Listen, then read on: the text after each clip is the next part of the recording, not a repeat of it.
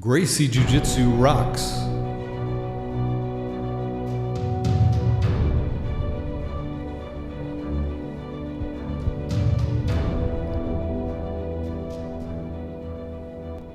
Welcome to the Gracie Jiu-Jitsu Rocks podcast, a podcast dedicated to Gracie Jiu-Jitsu and all things Gracie, including self-defense, competition, anti-bullying, women's self-defense and empowerment, nutrition, and most especially, the people involved in Gracie Jiu-Jitsu. This podcast is for the average Joe. It's for anyone who practices, trains, teaches, or just loves to talk about or hear about Gracie Jiu-Jitsu. We'll explore the lives of Gracie Jiu-Jitsu practitioners, how they got involved in the art, and what effect it's had on their lives. So buckle up and enjoy the ride.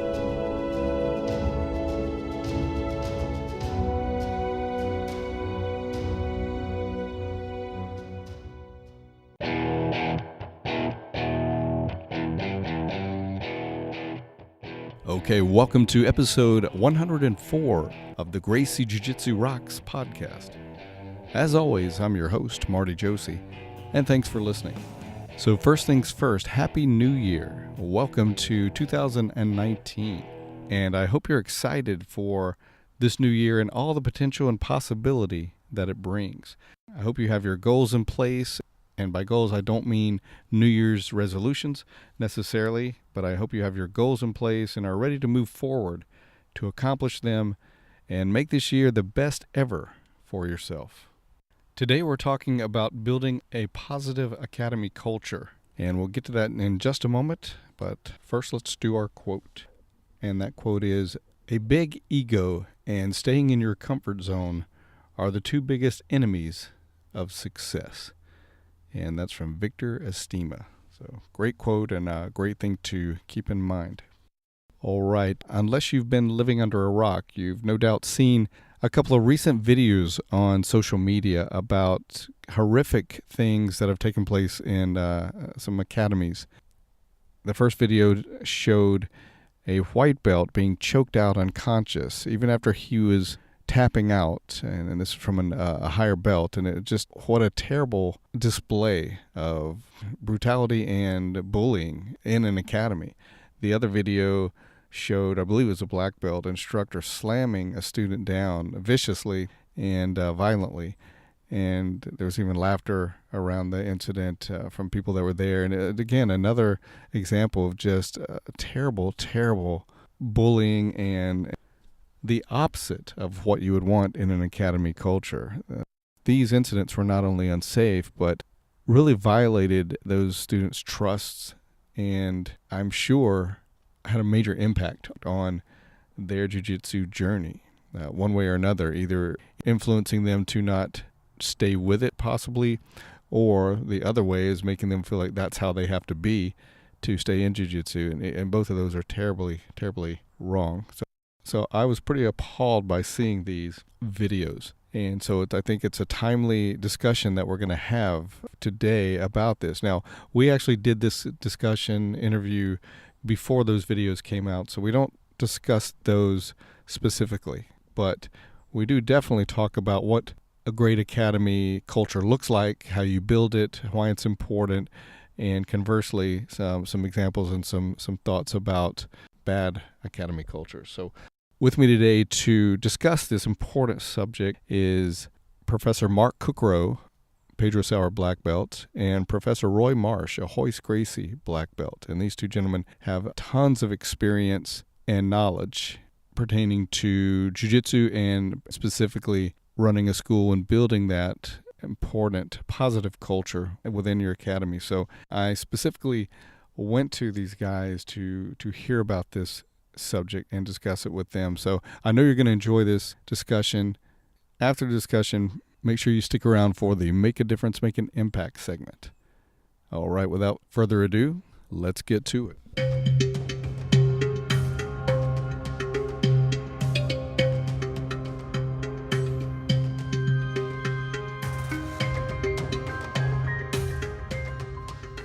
Okay, I'm speaking with Pedro Sauer Black Belt Professor Mark Cukro and Hoist Gracie Black Belt Professor Roy Marsh.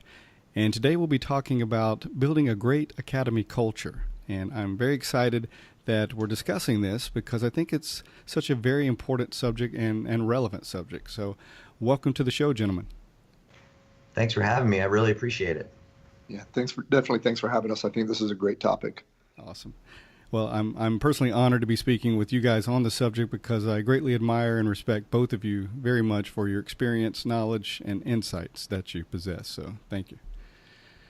So I'd like to start things off by just having each of you share a little bit about your background, your martial arts journey, and what eventually led you to opening your own academy. So Mark, we'll start with you on that. Sure. So I've been training since the early 90s. I don't remember specifically what year. And I was at Fort Bragg, North Carolina, and I started training there. So it was maybe 92, I think. And then I moved to Charlotte, and I got a flyer on my car. And I already had experience a little training at Fort Bragg. And so when I came to Charlotte, I saw an opportunity to train. And then I started with JKD and Kali and Muay Thai. And then some catch wrestling. And then eventually it led me to Jujitsu. And my first Jujitsu experience was Gracie Jiu-Jitsu, was when Hickson taught camp at the Grady Cole Center in Charlotte. And I was wowed at that moment, and I've been training Jiu-Jitsu ever since that day. And now on my personal life, I was in multifamily, and I managed a very large service department. And I help them develop training programs for the employees from on-site to the office, and how to track it and to manage everything. And so when I started my own company, that took off, and it started to kind of interfere with my training, basically. So I really have been always wanted to open my own academy. So I thought it was a sign, it was a perfect time. And I started my own academy with 2 people, and then I moved into a garage, and then I upgraded from one location to another to finally where we are today, almost 14 years later. And so now the academy's flourishing, and I feel like I was led to my calling, and I'm blessed to be where I am. Nice. And I think we were talking recently, and you were saying you're at the point that you may even be able to, or may be at the point you might have to look at making another move soon. We might. So, the basic idea is to fill it until it's almost an issue. And, we're adding classes now. We have classes 6 days a week, morning, noon, and night on Saturdays. And it's just packed. So it's a good challenge to be presented with, and it's an opportunity to look for the right moment to upgrade again. So ideally, I would like someone next door to move out so we could just expand. But, we'll have to see where that leads us in the future. Right. Like you said, a great problem to have. All right, Roy, would you mind sharing some of your background and kind of what led you to opening your academy? Sure. I'll keep it kind of short. Like a lot of the guys, the older school guys, certainly I've done a lot of different martial arts, Taekwondo. I trained Muay Thai with Scott Francis in North Carolina when he first got here. And I did a lot of Kung Fu. And one of the guys who was training Kung Fu with me started doing Jiu-Jitsu. And he was doing it with Greg Thompson, who was later became my instructor. He's Hoist's first black belt. And he said, you got to come out and try this. And I'd done some judo in college, and I really liked the newaza part, the groundwork part. And I thought, well, that's what Jiu-Jitsu is groundwork at that time. And so I went out and tried it and immediately fell in love with it. From then on, that was 2000, I think. And then just kept training. And then years later, I was an assistant instructor, first in Chapel Hill and then at the Raleigh School with Jason Colbreth. And he talked to me one day about, if I had any plans. And I said, eventually I'd like to open a school.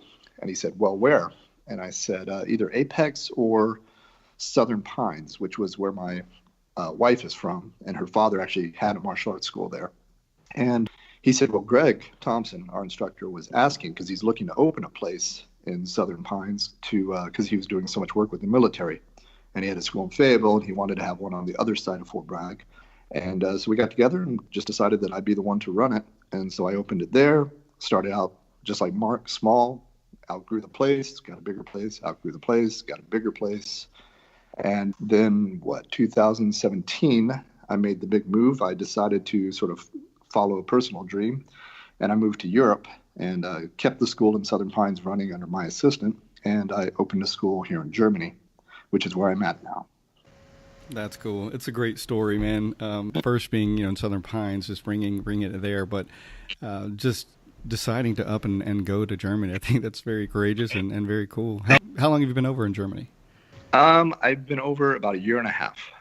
And has it been as you expected or different or what?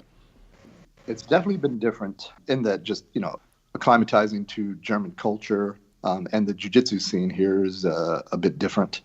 But the people most of the students I've had are fantastic. I do have to say, one of the advantages of moving to Europe is, at least Germany, is that there's not sort of a preconception in some ways with a lot of the people of jiu-jitsu as much as in the U.S. Even people who don't train, they sort of think, UFC, jiu-jitsu, oh, I'm going to go in there, they're going to smash me in the face, la da da da. A lot of the German guys, German people don't have quite that much sort of preconceived notions on it, which I found, which is really nice. So I don't have to sort of work them away from that image. Mm-hmm. That's cool. It's very interesting. All right, guys. So let's get into the discussion. Why is it important, first of all, to worry about building a great academy culture? Roy, do you want to go first, or? Sure. I'll start. One, I think part of it is I tell everybody something Hoist told me and some of his black belts one time is he said his goal was not to make us the best fighters. It wasn't to make us the best competitors. He wanted us to be good at both of those. It was to make us the best teachers, because without that, the art would die. So his, Elio instilled among all the children to be great teachers. And then I think Hoist wants us to be great teachers. And part of that is I tell everybody, if you want to run a school, you have to have three things that you're good at, ideally. One, you have to actually know how to run a business. Two, you have to actually be technically sound. You have to understand how to teach technically.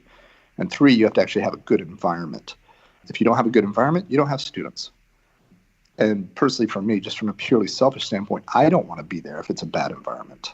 And so part of this is not just teaching somebody to go out and arm lock somebody and choke somebody, because, if I'm arming you with those techniques and I don't instill sort of the right culture, I'm kind of putting a weapon in somebody's hands that shouldn't maybe not have that weapon. So for me, that's is part of the job, is to create that space where people want to be there and want to get something positive out of being there. Mark?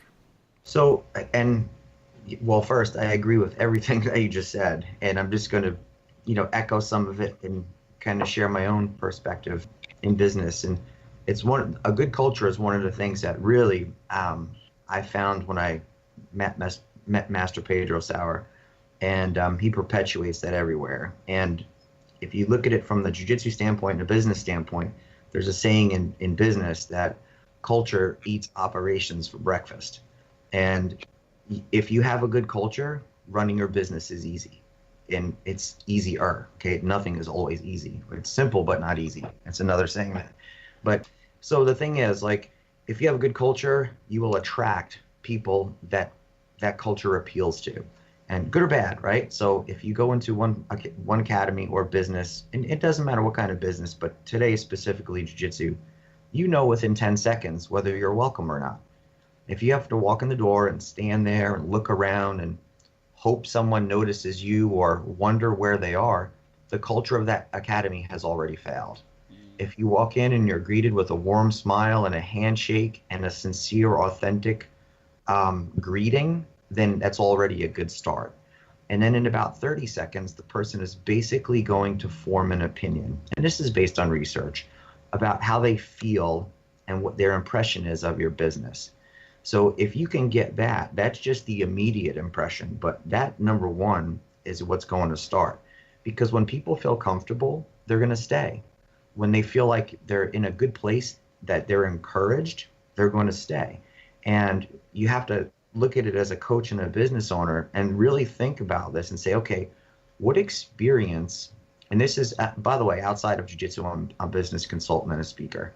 And so one of the things that you ask is, okay, what adjectives would you use to describe the feeling, the impression, the vibe that someone gets when they come into your place of business?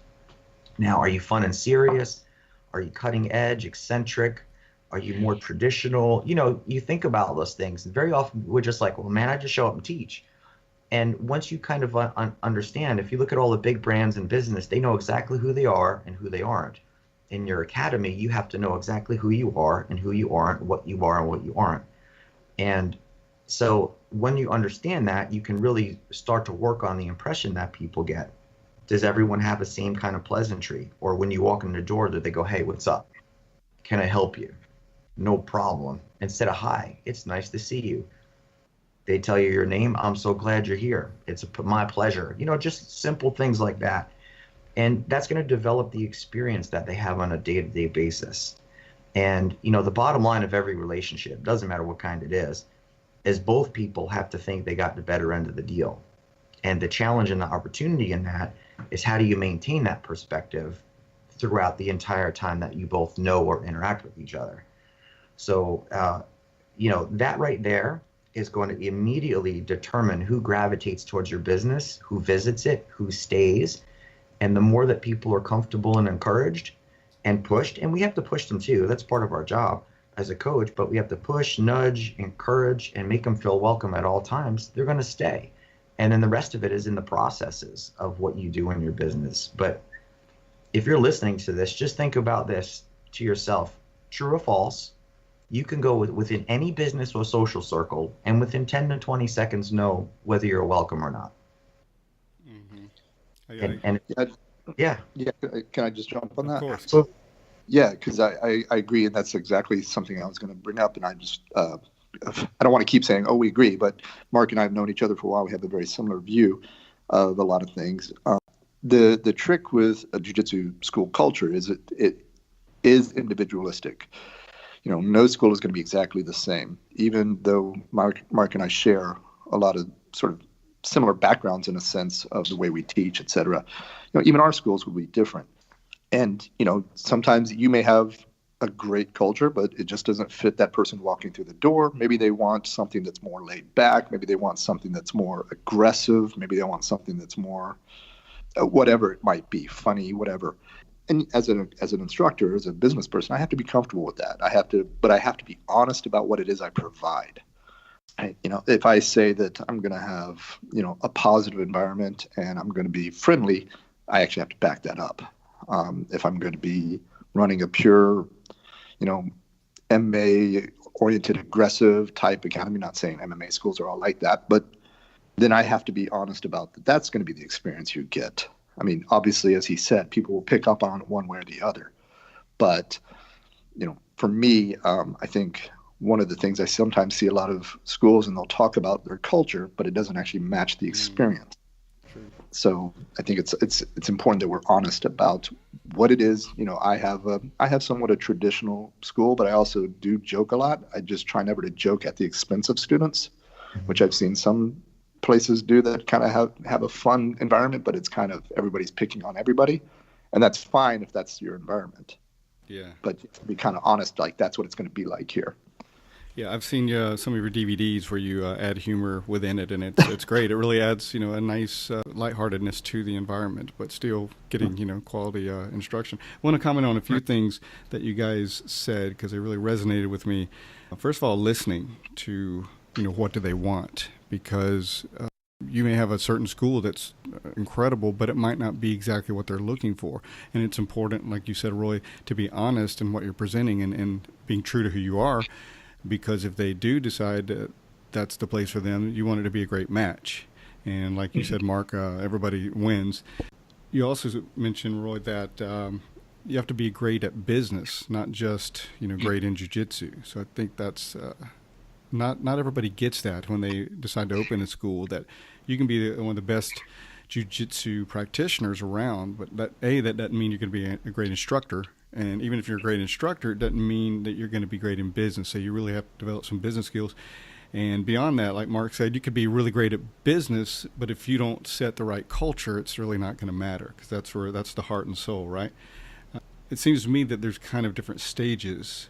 What impression are you putting out there even before they ever walk in? Because as you guys know, it's not easy for people a lot of times to even come in the door and check it out, because they may be very intimidated or for whatever reason. So it's even before they come in, what impression or culture are you putting out there? And then once they come in the door, like Mark, you were talking about the immediate impression you make, the first 30 seconds, and then goes beyond that to how are you going to retain them and that kind of thing.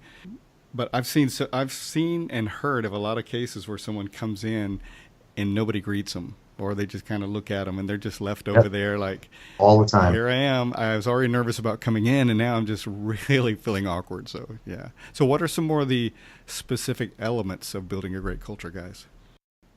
Okay, well, I'll just jump in, but so the specific thing is, think about what's the initial impression, right? So, and I can tell you, I travel all over the country, and if anyone that knows me, they know I do. I try to visit an academy everywhere I go, and I have some great experiences, and then I have some learning experiences, and many of it's like, right? It's like, okay, because you're going to learn two things: what you would like to incorporate and what would you like to make sure you don't do. And I've gone to some academies, and I'm literally there for 2 minutes, and they're like, can I help you? And I'm like, I didn't mean to interrupt you. I was just hoping to train. And they're like, and who are you? Do you have an appointment? I'm like, wow. Oh my God. I can't even imagine like that happening in an academy. And then you go to another academy and they're like, hey, my name is so-and-so. I'm so glad you're here. How can I help you? What can I help you with? I can help.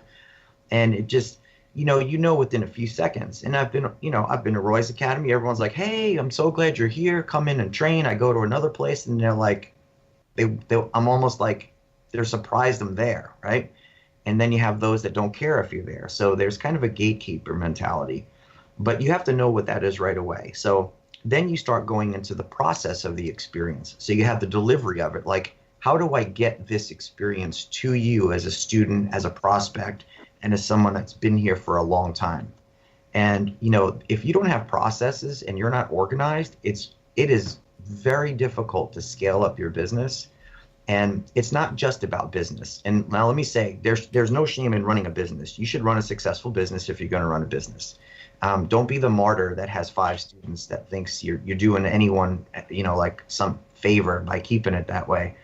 I think it's almost an obligation. In my case, I feel like it is, that if we have a martial art that can be that effective to changing the community, that we're obligated in some way to teach that in a very positive environment where people can grow strong. And then if they want to, have a little bit of a change in the environment, they can. But, how do you get that? And it all starts with the processes.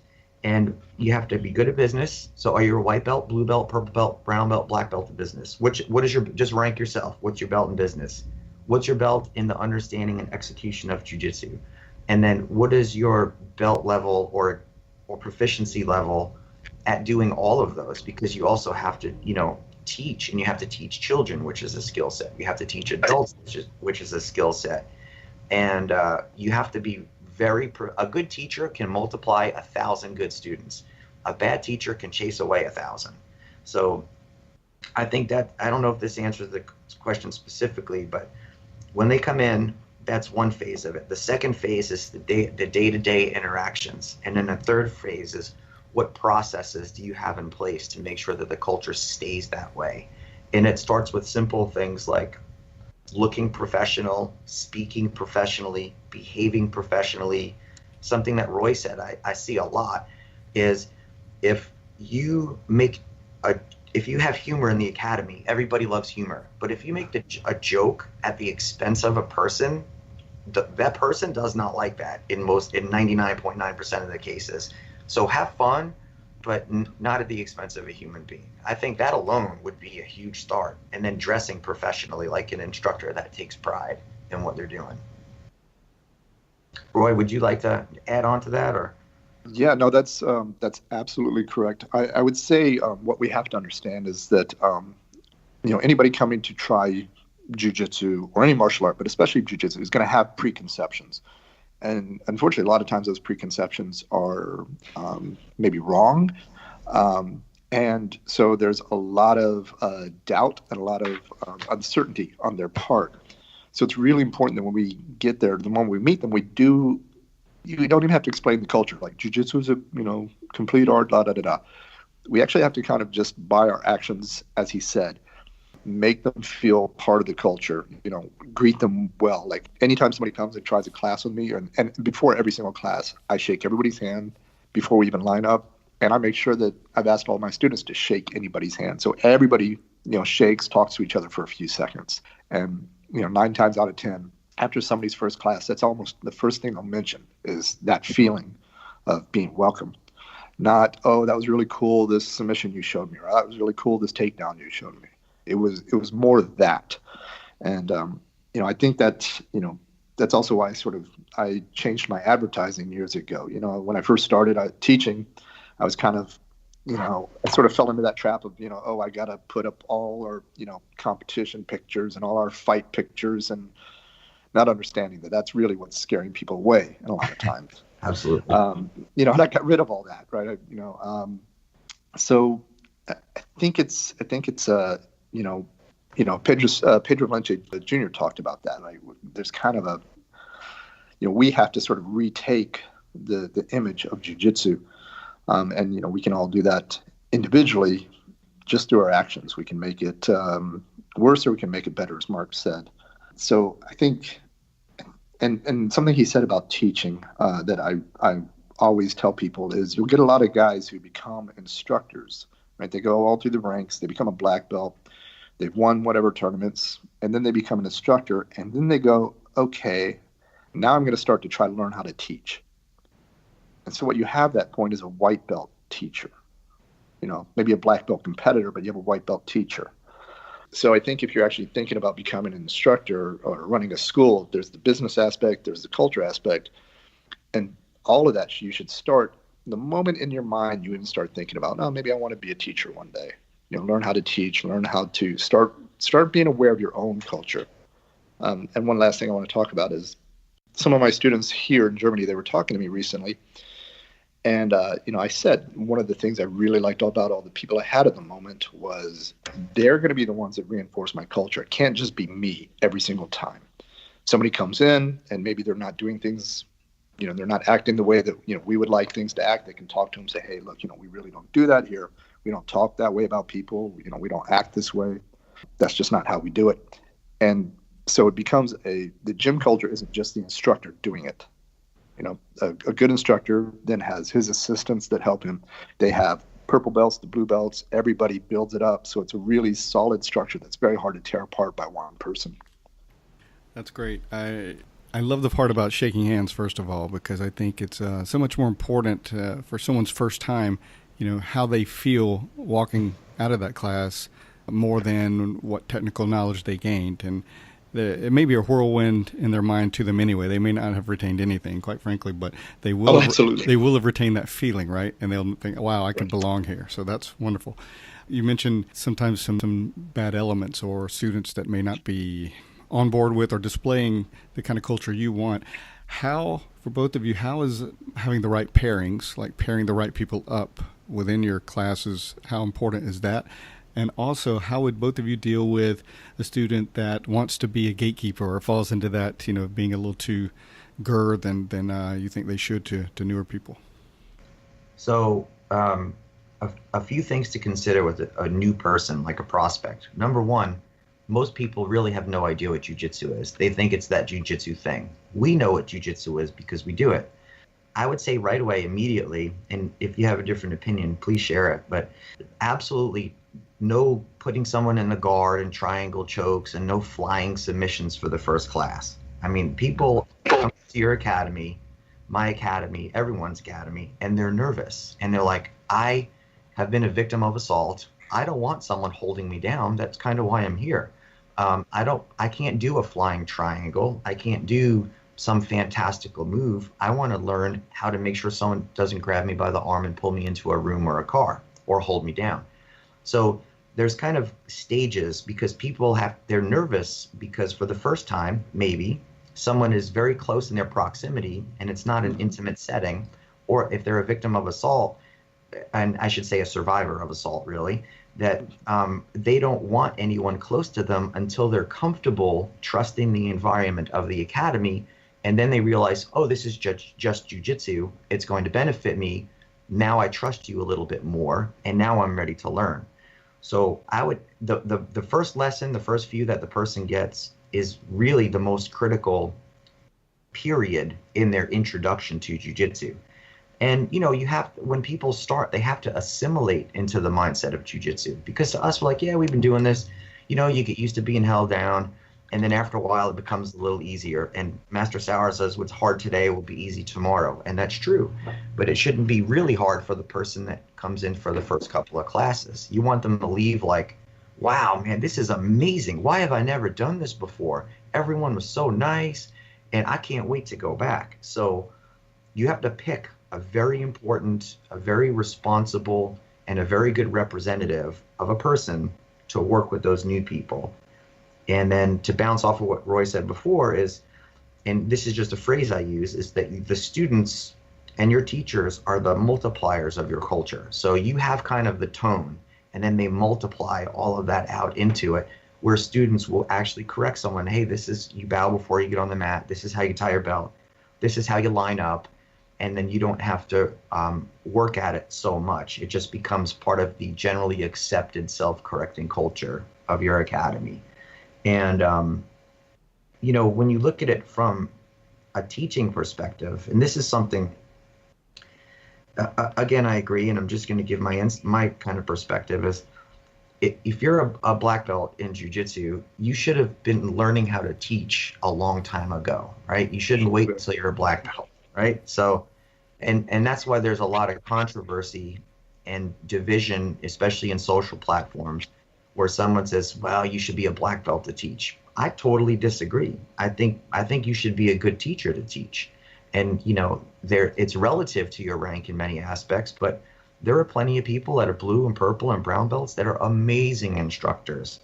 And there's no reason why they can't teach to a certain level of jiu-jitsu. So it comes down to your communication skills. And then, it's just reinforced in there, but you have to look at it from basically two ways. What is my mindset and what is my skill set? And I have to develop both along the way if I want to teach or run a successful jiu-jitsu academy and program.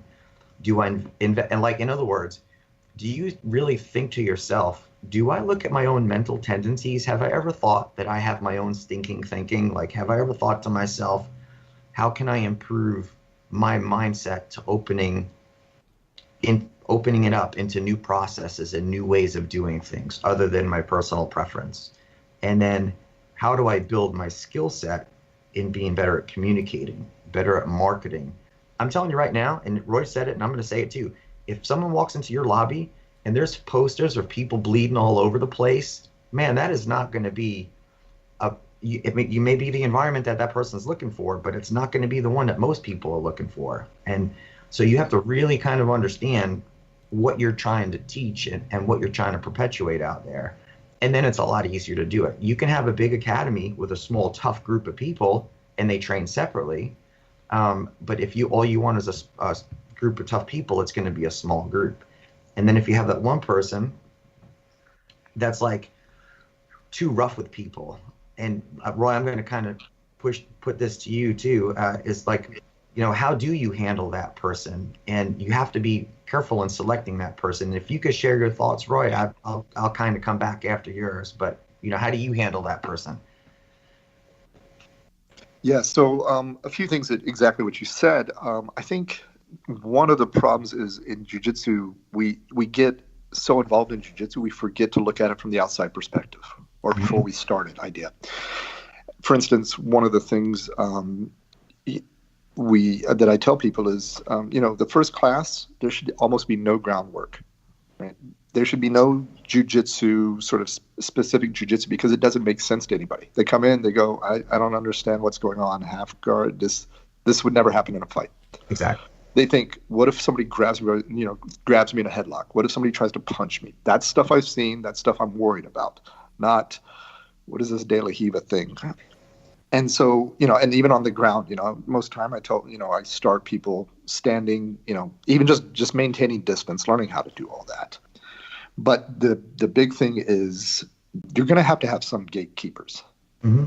The thing is you have to have the right people who are willing to, more than anything, I'm not even really worried about technical, because if you have a high white belt or a low blue belt, they're going to be technical enough to work with anybody. It's their attitude. And you have to, luckily, if you train long enough, you can get the guy. You'll always see, for instance, I tend to use the same ukis. And when new people come in, I tend to pick the same 3 or 4 people. Hey, work with this person because I know their ego won't get the better of them. I have a friend who's an instructor, and he had one of his students who was sort of the gatekeeper, like you said, the pointing gatekeeper. And he'd always roll with the guy first. And if they went a little bit hard, he'd smash them. And his defense was always, well, they just started spazzing out. And I told him, look, he's never rolled before. And all of a sudden this big guy is laying on top of him. He's not being malicious. He's just scared and grabbing fingers and doing whatever, not to be a jerk. It's flight mechanism. It's fight mechanisms. Mm-hmm. And if you're now going to use that as an excuse to smash him, and what his instructor told him was basically like, he asked him, he said, do you hate me? And the guy said, no, why do you say that? He said, well, you're running all these students out because of your ego. Mm-hmm. You're not doing it to help me. You're doing it to stroke your own ego. Now, for me personally, I always pair people up. New people, even when they start to roll, for probably the first 3 months, every single time in class, I pair them up. I don't let them roll with anybody, and I never let new people roll with new people. Mm-hmm. But I think the one question I get from most instructors, and I talk to most other instructors about, is what you want to call the gatekeeper. Sometimes the term that I've heard used is the toxic student. Usually, somehow you'll get a guy in your academy, and maybe he's even a little upper rank, and you end up battling for the culture of the school. Right. And that's one of the hardest things. I've had a lot of people, and unfortunately, in my own personal experience, and what I tell people is, this is going to sound mercenary. In my experience, trying to accommodate it doesn't work. Depending at a certain level, it's just somebody who's a little bit of a gatekeeper. You can talk to them and explain to them that they're running students out of the school, and those students are future training partners. Those students are, people that are going to help teach, people coming up. They're going to be future friends. Why did you chase them out? But if it's a situation where it's a toxic person who is just obviously battling you for the culture or the control of the gym, you have to split from that person. In my experience, there's no way to come back from that. That sounds harsh, but that's just my experience. It's harsh, but it's reality, right? You got to shut that down. Yep. Well, as someone that, and you work and you talk to anyone that owns a business or an academy, man, they put their heart and soul into it. And the last thing you want is a big, nasty, negative attitude just polluting the mat and the culture. And then you have cliques and groups, and you just got to cut them out and get rid of them. Now, if the person is willing to change and they have some level of self-awareness and you can invest in them and train them, then do it. Right. But it's much rarer to find someone that will go in the opposite direction. But I think that's something that we all struggle with. And, at one point or another, if you haven't, I'm pretty sure you will at one point. I hope you never do if you're listening to this, but that's something that most academy owners will experience at least once. And then during that process, if you don't cut it out quick enough, there's kind of a him and him, or an us and them kind of mentality. Yep. In the two divided subcultures in your academy. So you got to eliminate that right away. And, something you said is, I 100% agree with this. Have a core group of people that work with the new people. And if you want to compensate them in any way, I think it's a great idea. But you want them to be with someone that's trusted. And really all they have to do is have fun and go home and say, that was amazing. And then the longer they're there, you can start adding more jiu-jitsu. So don't be in a rush to force them to get into the uncomfortable positions. And the more you do that, the more your prospects and the new students that visit are going to stay and sign up. And, you have to, I think consider a couple of things too, and it's really important for you to know as an instructor, especially if you're listening to this, your students wear the same patch. They're on the same team, and they have to know that the person they're training with understands they're on the same team too. Right. Yeah. And if we're training, it's like, I'm going to look at you as my training partner, and you're like, okay, if you kept me in an arm bar, first of all, we've been black belts for a long time. I mean, who hasn't been submitted a million times, right? That's part of the process. But if you get caught in an arm bar, or say I get caught in an arm bar, am I genuinely concerned that the person's going to injure my arm and go, man, you should have tapped? Maybe I was laying on my hands and I couldn't. Now you broke my arm, and now we both lost a good training partner, and now I have an injury. Or do you want to be in the academy that goes, man, did you tap? You should have tapped. I'm like, yeah, my hands were caught in my gi. I couldn't. I was laying on top of them. Thanks for letting go. So I think that kind of culture is really important. And, not every sparring session is a fight to the death. There's times to keep it light and smooth and fluid. There's times to pick it up a little bit, which is what I call like cooperative resistance, like flow rolling. And then there's times to get at it. But, you have to understand the difference between all of those. And the more a student is exposed to jiu-jitsu, the more comfortable they are getting a hard roll. Because you can be hard, and you can go hard and be safe. And you can even go light and easy and be unsafe. So you have to really build the level of control, because we're all working on the same team, and you can't be injuring your teammates all the time because you won't have a team. And, the bottom line is, look at your mat the next time you go. And don't roll, just walk around. And when you say, okay, time, switch, find a new partner. Within 5 minutes, or I would say 5 minutes, okay, around 5-minute rounds. Within 5 of those, you're going to know the person that everyone hopes they get to train with and the person that everyone hopes they don't have to train with. And the goal of your team is to have as many of the people on your team that everybody can't wait to train with. And if you do that, man, you're in good shape. You're doing something right, and your academy is going to boom. That's great. That's great. Ego is something that I think everybody struggles with it at one time or another, but it's important, I think, when you're a leader of the academy, it starts at the top, but to put it down, that it's okay. It's not a win or lose proposition. Like you said, there's times to go hard and see, what you can do or who you can beat, but there's other times where it's time to work on your weaknesses, put yourself in bad positions. It's okay to, quote unquote, lose that role or whatever, and that's fine. It's part of learning and developing. Yeah. Yeah, something I tell my students all the time, and I make a point of, because I think it's really important. One of my golden rules at the school is you never talk about who you've tapped. Absolutely. Because that's really cool. For a very simple reason, right? Like let's say, Marty, you and I roll and you submit me. And then next day I see you're on Facebook talking about you submitted me. I am never going to not play my A game with you again, right. Which means I'm never going to experiment. I'm never going to get better, because all I'm going to do is play conservatively. Mm-hmm. And then also I'm just going to come after you all the time. You're never going to get to try anything new. It's just going to be us doing our most limited, safest game against each other.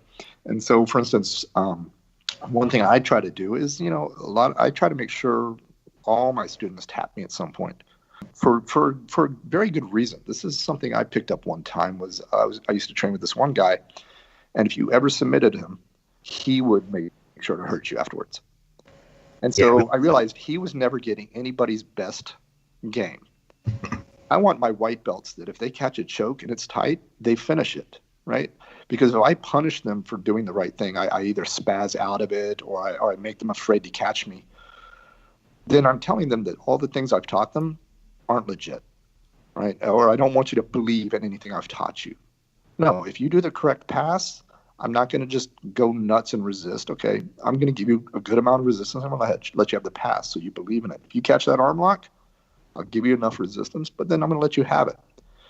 And that also instills, okay, they don't have to start wrapping their ego in it. And it also, I can see whether they're going to be safe. That's a big, big thing. When I hear instructors say that their students have never tapped them, to me, that's a horrible instructor. And it's teaching the wrong mindset that you should never lose. It's all about just making sure you're the winner. I had a student or an assistant, and I'm trying to make sure that I'm being discreet.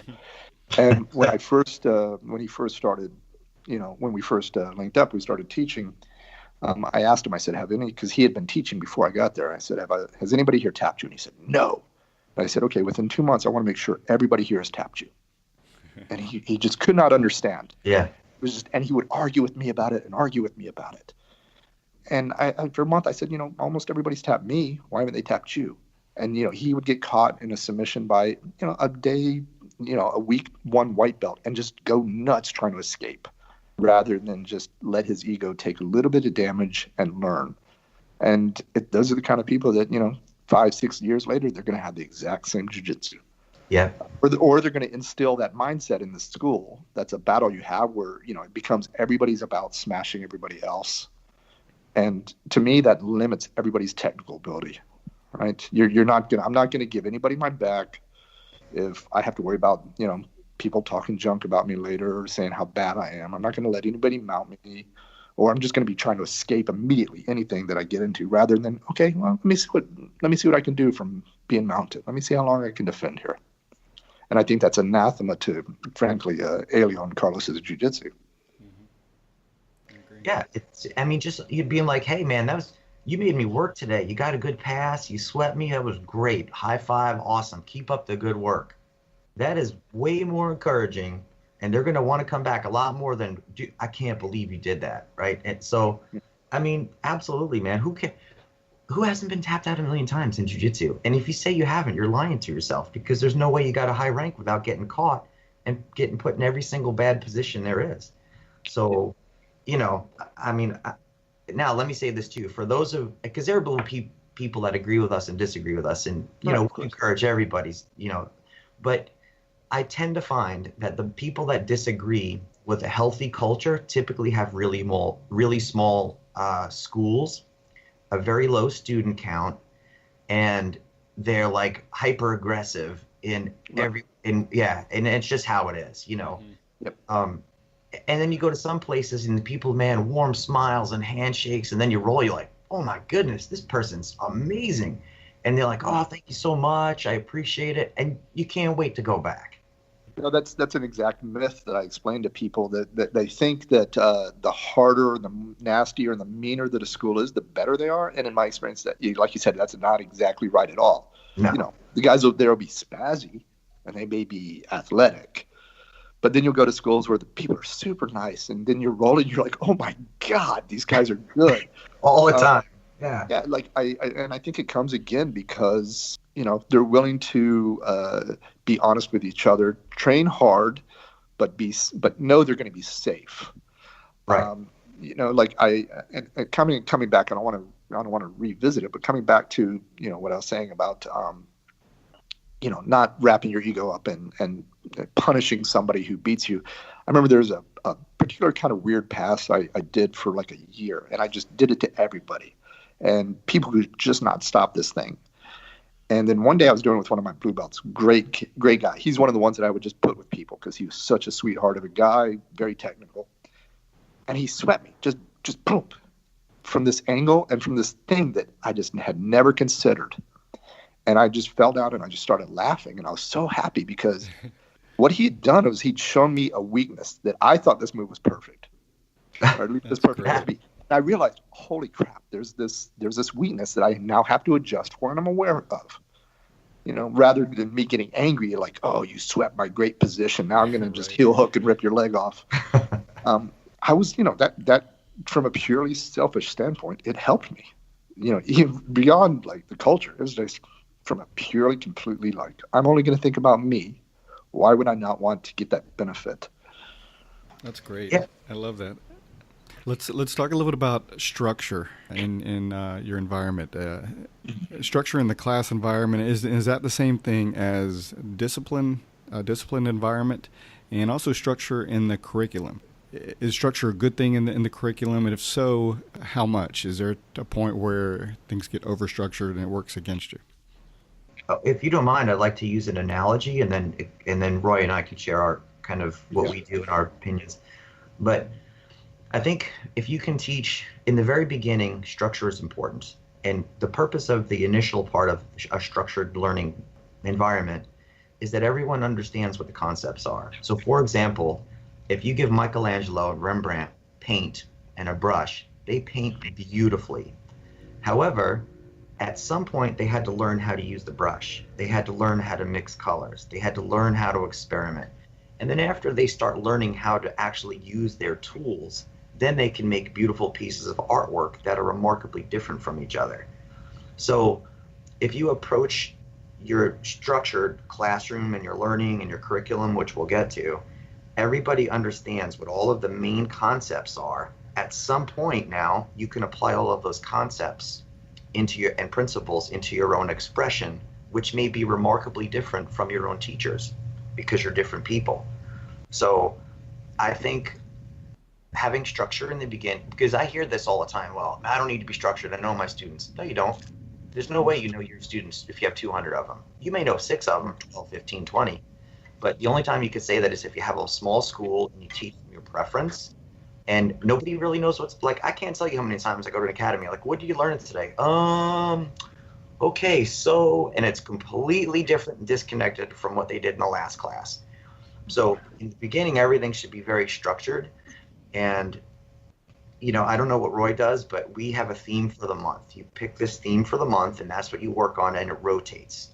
And through the white to blue, that's all you're going to learn is white to blue. And then when you're a blue belt, man, yeah, I know you can shrimp. I know you got base. I know you can bridge. I know you can. There's 3 shrimps. There's 3. You should know what they are before you're a blue belt, right? You should know how to defend a choke and arm bar, how to stand up and take someone down. To me, it's disheartening in jiu-jitsu to go, okay, you're a blue belt. Oh, you're a blue belt. You're a blue belt from the same place. What moves do you guys all know that are common? And they look at each other and they're like, I don't know. I was just given a belt. Right. So, and it's like, and I know Roy knows, and you know too, Marty, like I can roll with someone and I can immediately, within seconds, go, this person spent time on the fundamentals, or this person hopes they're faster than they are good. Right. And so I think the structure will build a very solid foundation, and that's for everything. And then after that, you can leave it to expression. No, I have to say, that's a lot how I do it. I have a fundamentals class and, for lack of a better term, an advanced class.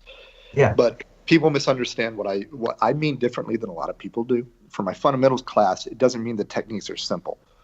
It means that the techniques are the ones you're going to most need in a real situation. And I can go as in depth in those as possible, right? When people come and, you know, a lot of times when I have new people to class, we'll warm up and we'll do break falls, shrimping, and standing in base. Yep. And I've always been surprised by the incredibly low percentage of people that can do all 3 well. And I'm talking about colored belts. Yeah. Oh, yeah. And that's kind of blows my mind. But they'll come in and they're like, okay, well, you know, they're doing like inverted da-da-da-da-da. But I'm like, you don't know how to stand in base right. Yeah. So I focus, especially up to blue belt, on the fundamentals class. But again, I remember taking a seminar from Greg Thompson, my instructor. He did one just for the guys in the school on Kimura. It was like 2.5 hours just on Kimura. Mm-hmm. And we all got done, and I remember all of us looked around at each other and said, man, we don't know the first thing about Kimura, apparently. Right? We thought, oh, yeah, we knew Kimura. We knew nothing about it. And so for me, that's the advanced is basically the jujitsu versus jujitsu, right? You know, how do you pass a butterfly guard? You know, you're not going to really ever deal with that in a street fight. How do you get out of cross-collar choke? Is that fundamental or is that advanced? You know, or you could argue by my definition, it's advanced, right? Because nobody's going to cross-collar choke you in a real fight. And so that's how I break my classes down. And then with the advanced, I tend to focus on themes, just like I was talking about. You know, we might do, a couple weeks of passing half guard. But the fundamental class is always going to be the Gracie self-defense, the most effective, blocking punches, throwing punches, takedowns, all the stuff you would need in a real fight. And nobody gets to blue belt under me that doesn't really have that knowledge down and has tested for it. So that's kind of how I structure my classes. I believe that, I don't believe in an incredibly strict thing because eventually it just gets boring, Right. It's the same thing over and over and over again. But I also don't, I've seen coaches come in and they sit down on the mat, they start picking their toes and they go, oh, okay, guys, what do y'all want to work on? And at first, I don't know that I'd be willing to pay money to have some guy come in and just kind of wing it every night. So I think, focusing on a theme allows you to kind of go in depth, explore, and be more creative as an instructor. At the same time as having, making sure that people come in and, if you say, hey, you grab a blue belt, you say, hey, could you go over there, teach that guy a stack pass? He's going to basically get it all right. He's not going to go, I don't really remember that one. Yeah. Well, I think, like a sign of an academy that's organized is you take 10 blue belts and you go, okay, what did you guys have to learn to get that belt? And they all say the same thing. Right. They look at each other and like, man, I don't know. My instructor just gave it to me. I mean, more power to you if you want to do that. But if you want to grow jiu-jitsu in a way that people really get the fundamental part of it, you have to have organization and curriculum. And now, of course, you have to add novelty, right? So a challenge for being as an instructor is, how do I make teaching the same thing over and over seem different and always make it fun, right? And that's a legitimate challenge. That is. So I think that we could talk about that for days, but I'm also a huge proponent of testing, and for that very reason, because it's a public recognition and display of all of the knowledge that they have mastered over the 1 or 2 or 3 years, however long it takes to get a blue belt. And I have found over the years from talking to people, and you just ask them, would you like to test for your belt and be awarded your belt in front of everyone, or would you rather be randomly called up and surprised by it? And I have, I'd say 99.999% say, I want to test, I want to know, and I want to do well, and it's just great to get it in front of my team. Yeah, I agree. Right. Yeah, because there's a few things, right? With the testing, for me, it takes away attributes to an extent. Right. You get a lot of guys, they get their belts because they're like, I remember I heard about one guy, he got his purple belt. No, he got his blue belt because none of the purple belts could hold him down. Right. Now, this guy was massively big and strong. And I'm like, okay, but he's not doing jiu-jitsu. Like, you're just rewarding his attributes. Right. And, I remember I trained with another, I don't mean to keep talking, but I trained with another guy, and he asked me to roll some of his blue belts. And I get them in side control, and they're all trying to just sling me across their bodies to escape side control. And I said, what are you doing? Yeah. And they said, well, this is kind of, how we do it. And their instructor was a ginormous beast. And I'm like, okay, he was basically just kind of teaching them this Mongo move that he does, but they're 150 pounds, they can't do it. And so for me, like, if you have a guy come in and he's a D1 wrestler, is he going to wipe out a lot of the blue belts? Probably. Of course, yeah. But am I going to give him a belt? No, because what I'm giving a belt for is jiu-jitsu. I'm not giving a belt because you were able to just tap people or beat people. Mm-hmm. If I have a 65-year-old person, I had guys back home, they were military guys, they're beat up. They were older guys, retired, beat up bodies, right? Should they not get a belt because they physically can't do anything, even though they're technically doing the correct things? Mm-hmm. And should the guy who's not doing the correct things, but he can just sling somebody's legs out of the way, jump on top, just grab their neck really hard and squeeze until they tap? And the test allows you to see, okay, show me the proper hip throw, show me an osotogari, show me a stack pass, show me a technical escape from side control to guard. And that's your chance to say, see, and it's also their chance to realize, oh, okay, I'm not really that good at this technique. And for me, there's a mental part of it. Right. When I do the test, I tell my students, you don't get a blue belt unless you pass the test, but you don't get the blue belt just because you pass the test. There's other aspects to the blue belt. But you'll see the people come in and it'll be a mental thing, right? They'll know the techniques, but halfway through the test, they're just starting to blank out because the fatigue and the mental anxiety versus, okay, you did a scissor sweep when you were rolling with that guy. That's fine. Show me the scissor sweep as if you're going to teach it to somebody. That shows me you know it. And so I make the guys go through that stress of the test. It's not super stressful, but, one technique after the other, show it to me.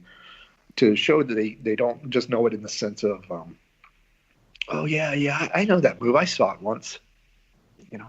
I know that move. I had a student, and literally every technique I ever showed, he would say, "Oh yeah, I know that," but he'd never do it. We all like that guy, right? Yeah. And but literally every technique. Oh yeah, I know that technique. I know that one too. And he's just sort of telling me like, oh, I couldn't teach him anything. And I'm like, you can't even do a proper arm lock. Like for mountain, you'd fall over, but you know the move. So in this situation, by testing, I'm with Mark 100%. Mm-hmm. You can force people to demonstrate that they actually have proficiency in jiu-jitsu, regardless of athleticism, etc. Yeah, I completely agree with what both of you said about testing. I think it does accomplish just a lot of different things, and I think people do prefer going through that experience. What about music? Do either one of you use music during class? If so, why or why not? I don't. Can I just jump in real quick? Certain, of course. Sorry, I don't, because I actually don't even set timers in my school when we roll.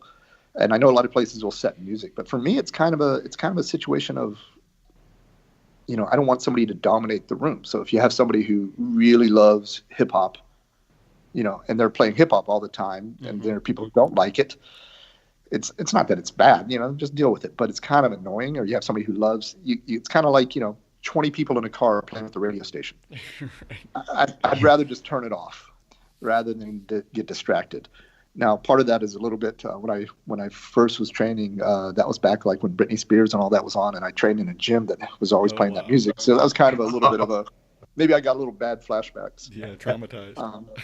Yeah, it's the same. I don't set timers for the same reason, right? People go, well, we need timers because of competition, but everybody has a different time when they compete. You might do 7 minutes, I might do 4 minutes, somebody else might do 10 minutes.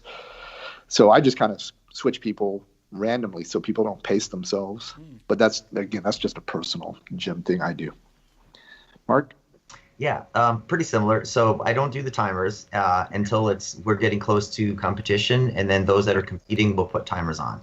Right. And sometimes I'll play like crowd background noise, so people get used to that ambient noise of people screaming and yelling. And then if I do play music, it's usually at the end of kids class, and for several reasons. One, it prevents it's a buffer between the parents and the lobby and what's going on in the class. But I will always, and I mean always, put it on shuffle to play different types of music. But I tell you what, man, it's hard to find some song in some genres. It's hard to find music that's appropriate, right? Mm-hmm. So exactly. A lot of instrumentals, put it that way. But I would say the majority of our classes don't have music, but if they do, it's usually at the end. And then if we have people that are competing, then we'll put the round timers on for them in the advanced classes. And now I will say too, from a culture perspective, and Roy, I'd like to hear your thoughts too, but we have a core group in every academy, I think, but in ours we have like a small percentage of people that compete a lot. Mm-hmm. And I make sure that they still go to fundamental classes, because it's easy to get caught up in the mindset of I can't learn anything, I'm going to a competition. But they have to train with people, but they can't eat all of the new people for lunch either. They can't go in and just smash the pieces out of everybody in that class. So they have to get training in that's hard and tough for them, and they have to go to regular class, but you have to learn how to kind of go from one to the other. So never let your hardcore students rule the culture of your academy. They'll run your business in the ground. And so you got to be really careful with that mindset, and you got to make sure that they complement each other, that they don't kind of interfere with each other. So I would definitely keep a watch on that. Yeah, I tell everybody, a good student can, keep students there, but a bad student can chase students off. Yeah. And not necessarily that an aggressive guy is bad, but, again, if you have a guy come in, he's one of your competitors or something, and, he's every time he rolls with the newer people, or people just doing the self-defense fundamentals, and he's ripping arms, and maybe they're getting scared, like, oh, geez. Yeah. Then, are they gonna stay there? They'll stay there for a while. Yeah. And your goal isn't to have a guy train with you for 8 months. Right. And then eventually leave because it's just not worth the danger, because not everybody's a fighter. You have a guy, he's a surgeon, he's a chef, he's a mechanic. He needs to use his arms, he needs to use his hands. And if he's worried going to class that something bad is going to happen just because somebody's amped up and they're preparing for a fight or whatever, or they just want to tap the big guy and he's a big guy, that's you're eventually going to lose those people. Yeah, you're going to lose them. I mean, there's a woman here in her 60s, and she first came in and she was timid and shy. And she was like, I've never done this before. I'm a little nervous. You know, is it okay at my age? And I was like, absolutely. You're in a safe place.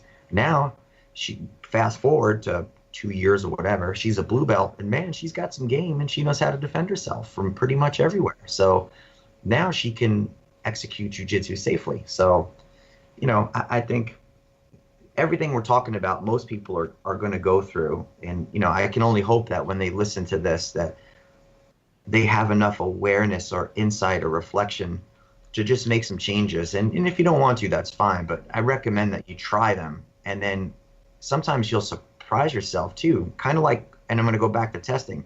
Sometimes students don't want to do a certain aspect of testing. What am I going to use as self-defense for? Who's going to swing a stick at me? Right. Who's going to put me in a head like that? I'll tell you what, you know, first of all, look at the parents that come in here. They don't know what that stuff is, but they need to be able to look at it and go, oh yeah, that works, right? The other thing is if you get students to focus on something that they may not want to, in my experience, very often they're like, wow, now I see why you wanted me to learn that 6 months later. I'm like, I didn't understand, but I really didn't think that learning this part of jiu-jitsu, the self-defense or the stand-up or whatever, throws, I didn't realize how much it would help my ground game. And Right. so the person is kind of nudged and then their mind opens up and then they're wowed by it. And is that your experience, Roy, or do you have a different one? No, that's absolutely my experience, but I want to add something again because, you know, part of training jiu-jitsu is you eventually teach.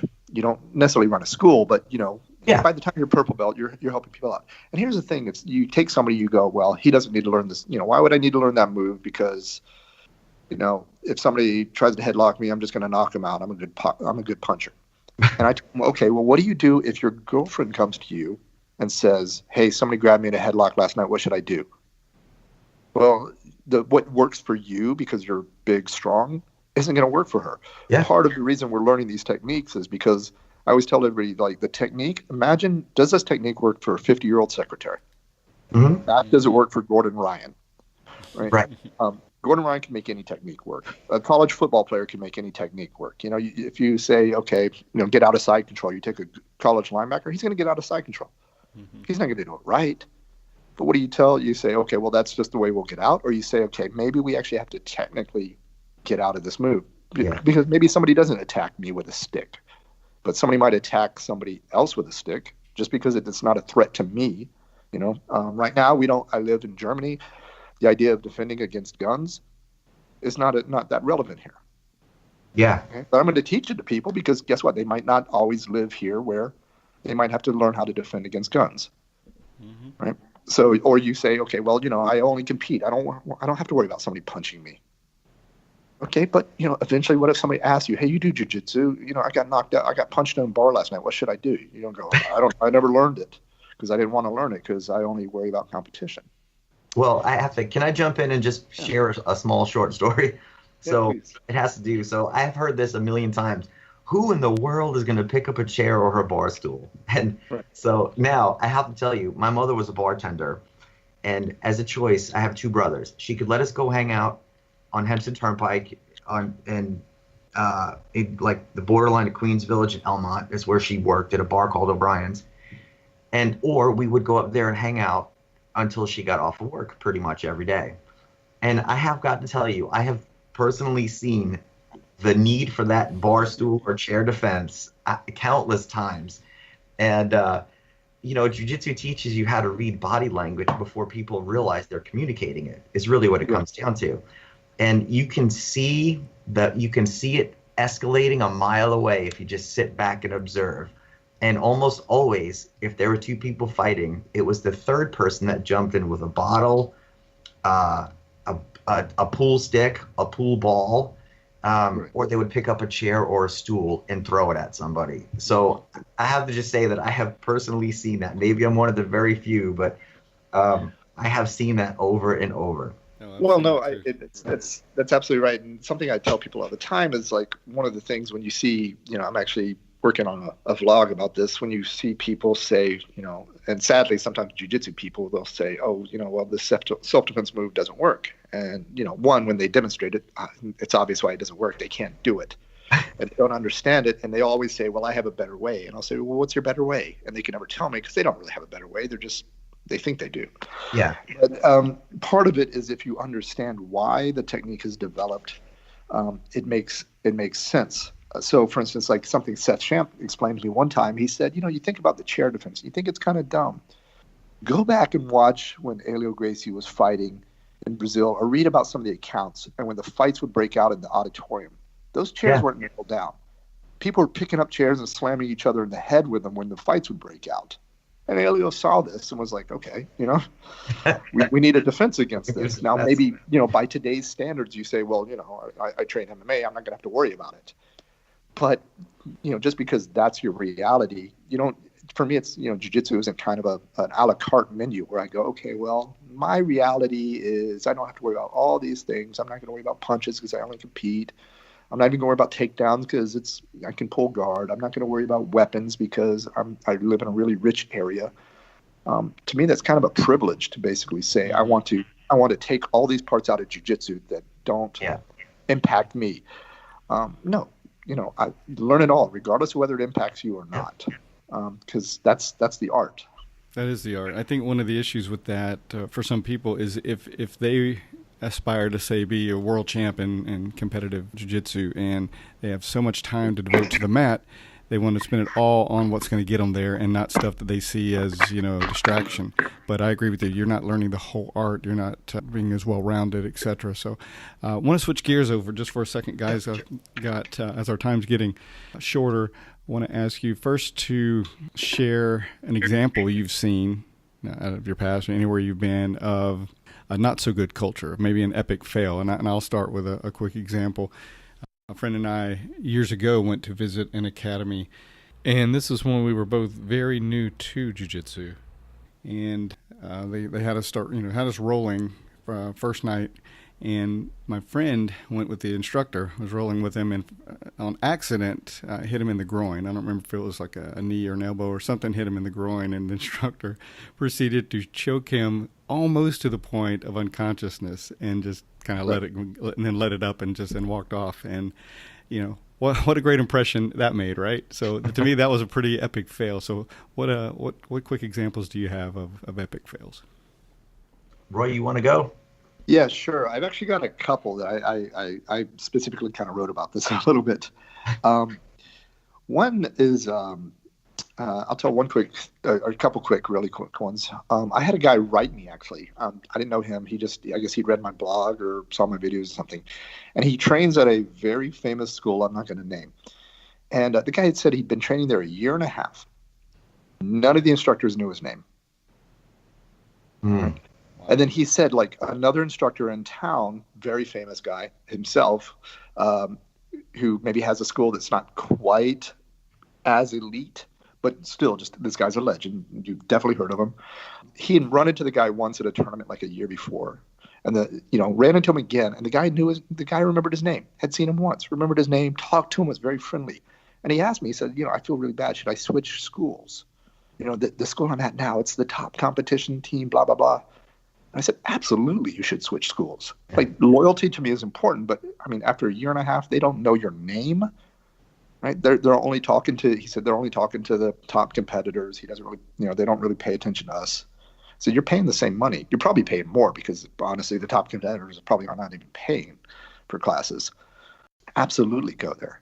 And to me, that's a really bad environment. The one thing I want to say is, and I'm sure Mark has heard this, anytime I have a student say, I'm going to be in Chicago, what they ask when they ask for a place to train, it's always this phrase, hey, I want to go train. You know any place there that's cool? And what they always mean by that is they never ask me, hey, you know somebody who's a world champion or somebody who's, got top competitors. It's always, anybody who's cool. And what that means is if I go there, are they going to beat me up? Are they going to hurt me? Are they going to try to send all their goons after me to prove a point? They're going to, is it going to be a cool environment? I'm going to walk in there. They're going to ignore me. That's almost anytime anybody's ever asked me about training somewhere, that's always been the question. I had a guy visit my school. He's about, he's mid 50s. I think he was an accountant, literally like this. I know this sounds like a stereotype, blue belt. And he was really nervous. And when it came time to roll, he was just like, I really don't want to roll. And I never force anybody, but I talked to him for a while. And he had visited his school in Virginia. And he said that, this guy is not mean, not aggressive. He said the coach had just pulled all his studs out and just set them one after the other on the guy, just to smash him, just to show what badasses they were. And like he'd end up getting his knee jacked up and all this stuff. So, I ended up rolling with him, but, just playing very relaxed. But just the fact that, this guy was just scared. He was scared to visit my school. He was scared to roll because of something somebody else had done. And so that's kind of my couple examples. Yeah, I mean, we could have these examples all day. Exactly. There's one is I was out west somewhere. We'll just leave it at that. And so I called ahead, and I recommend always calling ahead. And I always will call an academy if my students are traveling for that very reason, right? So this time I was on a trip. I was speaking at a conference. I called the local place. I was like, hey, listen, man, I'd love to train. The guys, you can hear him on the keyboard, pulled me up on Facebook, and he's like, oh, yeah, man, we'd love to have you. So I come in. And the guy is in the office and he's too busy, right? So I kind of lean in and I wave hello, and he just kind of rolls his eyes and gives me like a nod of acknowledgement, but doesn't say hello. And I'm like, man, I don't know. So I walk on the mat, and the person working there is like, so who are you? Are you taking a class, or what are you doing? And I was like, well, I spoke to so-and-so. And she goes, well, just go put your uniform on. So I put my uniform on. I come out, and I had a black belt at this time. And they go, oh, holy, you're a so-and-so black belt. And I said, yeah, that you're not going to treat me any different, are you? And so she runs over and tells the guy that's teaching class. So the guy stops class, and he goes, hey, everybody, we have a bleeping black belt here. Anybody that wants to roll him, and I recommend you do, line up on that side of the mat. Literally the whole class went over there, and I was like, oh my goodness. I said, look, man, I'll roll you guys until I can't, but I mean, what do you do? Like, who would do that, right? Right. And I was like, oh my God. And so that's from my personal experience. And I've had mostly good experiences, though. So I called one academy for my student. He was going out of town looking for a cool place to train. Pretty much exactly what Roy just said. So I called him, and they're like, oh, yeah, man, thanks for calling, bro. Yeah, appreciate it, man. And he's got like this kind of cool but intense vibe on the phone. I said, look, man, I just want my students to have a good time. I got to look out for them. No, man, we'll welcome him.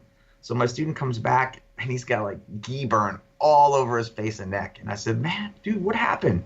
He goes, you know that guy you called? I said, yeah. He said, man, he first told me there was a secret handshake from this certain group, and I'll just leave it at that. And I was like, what? And he goes, and then he brought all he called out the pit bulls basically, and they just smashed him on the mat. He's like, man, so I tried to call the guy back. I was like, dude, man, like, the guy never returned my calls, wouldn't return messages. And so you got to be careful, man, and thankfully my student still trains, but he was like, man, and now he doesn't, just the same thing like your guy. He's really concerned about going to other places. But I have at the same time had students come back and have amazing experiences, and that is the majority. And another thing I see too is instructors, like, you got to be careful with this too, man, hitting on students and stuff. Like, you got, and we could talk about this for days. But if you're the instructor of an academy, you cannot do that. Like, you have to maintain a line of professionalism. And, man, that can turn into a nightmare fast. So you got to be careful. And you have to treat men and women, ladies and gentlemen, children, boys and girls, everybody with the same level of respect. You have to be friendly, but not become too close or too much of friends with them. You can, you're always going to have, like, people that you're genuinely friends with, but you have to maintain that line of professionalism at all times. And, the bottom line is, if I look at my daughter, she's 14 now, she'll be 15 soon. I have twins. I just ask myself, would I send you to that academy and feel like you're in good hands? Would I drop you off and leave and feel like you're safe? And if the answer is yes, then you have a good culture. If the answer is anything other than yes, then the culture, I don't know, right? So you got to look at it from a lot of different perspectives too. It's not just our perspective. Like, parents are literally trusting us with their children. Right. People are trusting us with their joints and their bodies and overcoming challenges. And we have to take that very seriously. And I think that if you teach, you're obligated to provide that to the best of your ability. And I just want to jump on that really quickly. I know we were running out of time, but something you mentioned earlier was clicks. And something I tell people all the time as an instructor is, if I have a guy in the school who's my best friend and I have a guy that I just can't stand, they should never know the difference.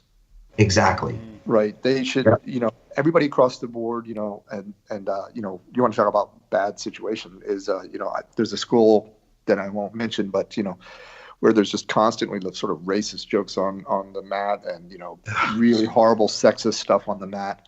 And then, people leave and they're like, oh, well, they just weren't tough enough to deal with it. Nobody should have to kind of be tough enough to deal with, really sort of personal insults. I'm not saying we have to be wimps about anything. Right, of course. But, doing any sort of thing like that. And again, like the cliques, if you have an instructor, and all he ever talks about is 2 or 3 students, and all he ever talks to are 2 or 3 students. Right. That's, again, all those other people are paying you the same amount. Yeah. And they deserve just as much attention and just as much feeling of interaction. I try whenever I teach to always go around and talk to everybody and make sure I remember I taught a seminar once, and the instructor afterwards had told me, it was very kind of him. He said, your seminar was actually much better than a very famous person I won't mention. He said, because one, the techniques were good, but you went around and you constantly checked on people. He said the whole time he was sitting here, he was on his phone. Yeah. And he goes, people would ask him, he'd look up and go, yeah, that's right. And then just kind of go back. And, there's schools that will do that too. You'll kind of see the instructors checked out, sort of talking to their couple top students, and maybe showing them some cool moves over to the side while everybody else is drilling. You should just, engage with everybody. Totally agree. Right on. So for the last thing, guys, we talked a little bit about communication. And I believe that the more you know yourself and the more you take the time and opportunity to know more about yourself, the better you'll be at getting to know other people. Do you guys take into account learning styles much at all? And if so, how does that play out? But also, is profanity a concern in building a cultural environment? Is it no big deal, or do you not allow it, and why? Well, we could have a podcast on that alone. That's true. The short answer. We're in the New York City area, so the profanity is just commonplace, right? But as a professional instructor, to me, it has no place on the mat. Now, students may say it sometimes, but they'll usually get a look from the whole room. And people are like, oh man, toughen up. Listen, man, you cursing doesn't mean that you're tough and someone that doesn't like it is not tough. But here's the deal. You're teaching somebody's kids, and you're one of the primary role models in their life. And parents bring children to your academy to be better kids. And so what are you perpetuating, right? And, for me, it's really simple. You should have a vocabulary strong enough not to need that. It's laziness, in my opinion. And now you can curse let me tell you, if I'm driving in traffic, I may say something, but right. You're teaching, absolutely, to me, this is just me, absolutely no room for it. Whether you're joking, and you can't say, well, that's just me, because that's a mental cop-out. So, and then for the 3 learning styles, you have to identify what that is in each student. So if they say, I see you, it's visual. If I hear you, it's auditory. I feel you, it's more kinesthetic. But you'll learn what makes sense for people. And since jiu-jitsu is so kinesthetic, that's why a lot of instructors will say, do it to me, let me feel it. And then you can process all of that tactile input, and then you can give a better answer than just auditorily or visually. So I think you need to learn all 3. Roy, I'd love to hear your thoughts on that. Well, on the profanity thing, I agree. I try never to, we all fail from time to time, but I try never to use profanity on the mat, because it's like this. I don't know who said this. I can't remember his name, but he's basically talking about the fact that most jiu-jitsu schools want to be businesses, but they act like clubs. Yes. They act like just their little grapple jits MMA club down in the corner, right? But then they're surprised and they're not like successful, huge business. Yeah. If you come in and the coach is sitting, again on the mats, and the mats are dirty, and he's got patched up, mismatched gi, and he's cussing at somebody and doing all that, you can't say, oh, well, would you go to a restaurant that way? Would you pay for, a $60 meal at a restaurant that was run the same way? Absolutely not. Even if the food was decent, part of it is the professional atmosphere. And as far as the styles, I'm not sure exactly what you're asking about. What do you mean by styles? The 3 learning styles, is that what you mean? Yeah, people tend to learn more dominantly either through visual means or auditory hearing it or actually doing it physically. And most good instructors will just kind of implement something that draws on all 3 just to kind of get it covered. But just wondering if you emphasize that at all. For me, what I really try to emphasize, I do use a lot of kinesthetic, but I talk a lot because I find just teaching the how is probably the least useful in jiu-jitsu. And a lot of people will teach the how, like, here's how you do an arm lock.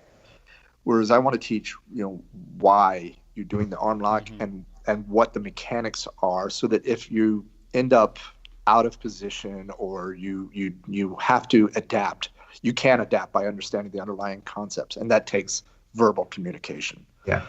And then the other thing I tell people is, it's why guys who spend all their time watching YouTube doesn't work so well, because, if Hoist shows me a move, yes, I can see the move and I kind of get the move. If he lets me demonstrate or does it to me, then I understand the move, because I can feel, oh, okay, that's how that's supposed to feel. And so, that's why I try to go around and let people, like Mark said, you let the people do it to you. But for me, it's just, I try to teach the concept, and then I try to make sure that I work physically with as many people as possible, so that Awesome. So, yeah, and just my 2 cents about the profanity, since I brought it up. But yeah, profanity doesn't bother me, but I agree with kind of what both you guys said. As far as on the mat, I don't think there's any place for it, just because there may be some that you're offending, whereas others you may not, but better to err on keeping it clean. But anyway, go ahead. Part of it is, one quick thing is part of it, and I don't mean to sound sort of paranoid, but it can be a little bit of slippery slope. Like if you say somebody can't say the F word or something else, or you can say they can say it, but then how soon before that becomes slurs, right? Before that becomes something that is offensive to people, and then if you're allowing things like that, how much more can you allow? Now can you allow kind of people grabbing each other and doing things that maybe the other person doesn't want? At that point, you kind of say, hey, man, you're letting me say all this other stuff. You let me do all these other things. Yeah. Why are you getting that now? Versus you set a line and say, okay, this is our line. Right. But as an instructor, I don't think you should use it. Now, at home at your family dinner, say what you want. Exactly. But yeah, I agree. Well, guys, I know we could easily talk just all day about this because we're all passionate about it. But I want to thank you very much for taking the time to share your knowledge and insights with us. I'm sure those listening are going to gain a lot out of it. So I really appreciate it. Much respect to both of you guys. My pleasure, man. Thank you so much. Take care. Marty, Roy, take good care. Thanks a ton, Marty. Thanks so much for having us. And always good to talk to you, Mark. All right. Be well, guys. Thank you. All right. What a great discussion. Really enjoyed that. And again, we could have literally kept that going for hours and hours, but had to call it at some point. Perhaps we can have both of these gentlemen on again another time to continue this interesting subject. And I'll put Professor Roy and Professor Mark's contact information in the show notes. So if you want to follow up with them with any questions or any comments or anything, certainly do that. Okay, just wanted to remind you that the Breathing for BJJ online video program is available, and you can go to www.breathingforbjj.com for more information. Up next is the Make a Difference, Make an Impact segment.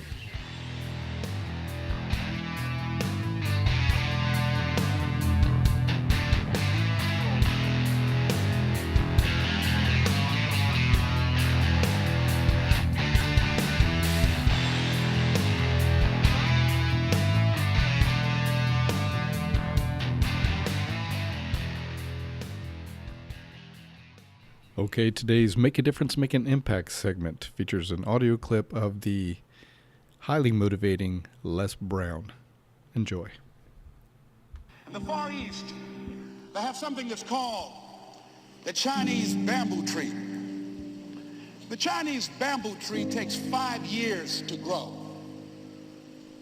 And when they go through a process of growing it, they have to water and fertilize the ground where it is every day.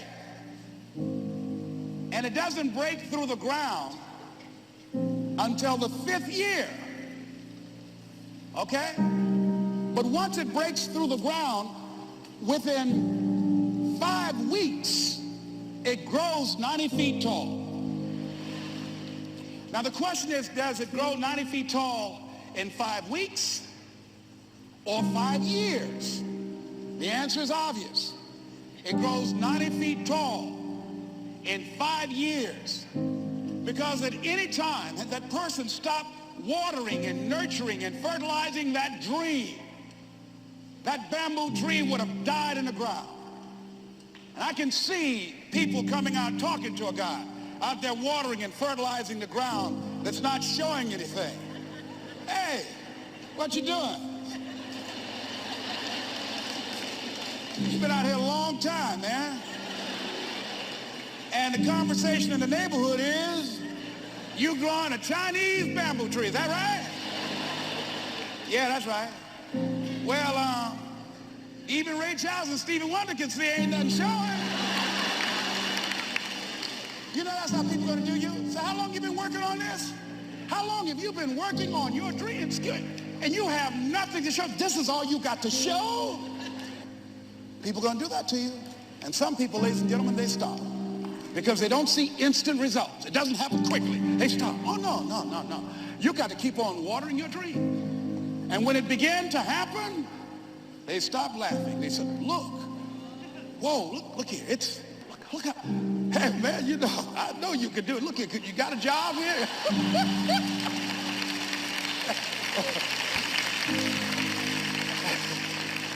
See, during those hard times, we didn't know how you're going to make payroll during those times when you failed and things didn't work out. They were nowhere to be found. But you know what I discovered? When you're working at your dream, somebody said the harder the battle, the sweeter the victory. Oh, it's sweet to you. It's good to you. Why? See, when it's hard and there's a struggle, see, what you become in the process is more important than the dream.